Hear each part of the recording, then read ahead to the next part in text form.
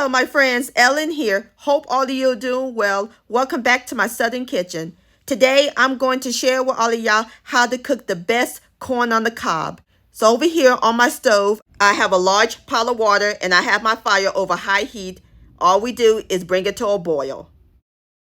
All right, my friends, the water has came to a boil. So now we're going to add in some kosher salt, 1 tablespoon of white sugar, and the sugar will help add to the flavor. It'll help your corn get sweet if it ain't sweet enough. 2 tablespoons of unsalted butter. And now we're going to add in our ears of corn. I only have 2, but you can add in 4. And now we're going to bring the water back to a boil. All right, my friends, the water has came back to a boil. So now we're going to cover the pot and we're going to let it cook for 5 minutes.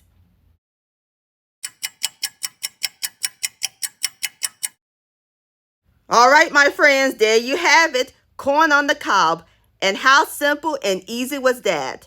And off camera, I have placed some bamboo skewers and some more butter. So I'm going to spread it so it can melt on my corn. Don't that look good? Okie dokie, now it's time for the best part, the tasting. Here we go. Look at this beautiful corn on the cob and all that butter. Have a bite. Tender, sweet, and succulent.